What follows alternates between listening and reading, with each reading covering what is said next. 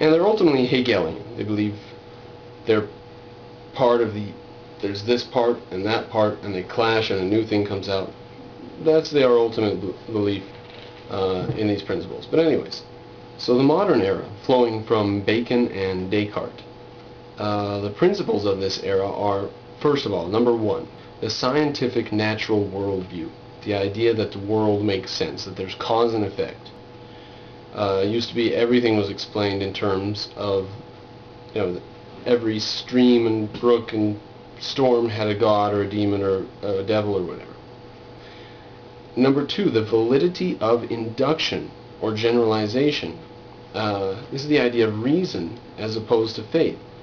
The idea that you can know something. Now, for example, the validity of induction. What they mean by this here is the idea that we could do one experiment. At the top of the tower of pizza, we could drop a couple of balls and note that they both hit the ground first. Some people would say now we have to do this experiment with a bale of hay and a straw hat, because those are the same material and they're different size and shape. And then we'll have to try that out, and we're going to have to try it tomorrow to see if it still works tomorrow, and we're going to have to try it next week to see if it works next week.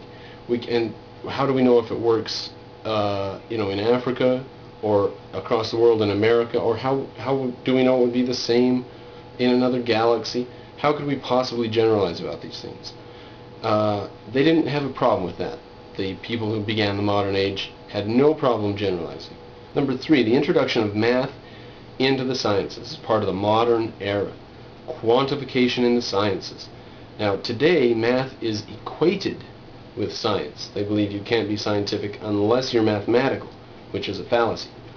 Mr. Garmon makes the point that the most modern that we've ever gotten, that anyone in the world ever got, was during the height of the Enlightenment. We'll go to all the 1700s maybe, and touching on the 1800s. And the postmodernists despise that.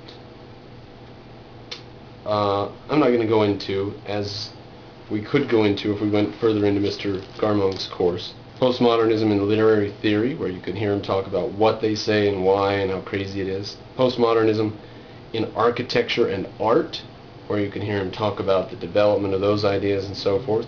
And postmodernism in politics. Edward Said, S-A-I-D, Edward Said. Edward Said is what it looks like.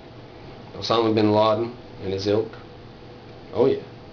So, go ahead and take that home with you. Postmodernism is sick, filthy, corrupt, the low of the low today.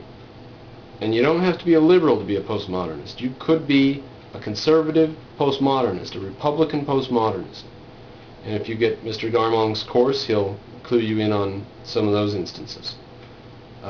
So, I can't wait to see what happens to this. I thought my hermeneutics video was going to be a bit boring, not much come of it.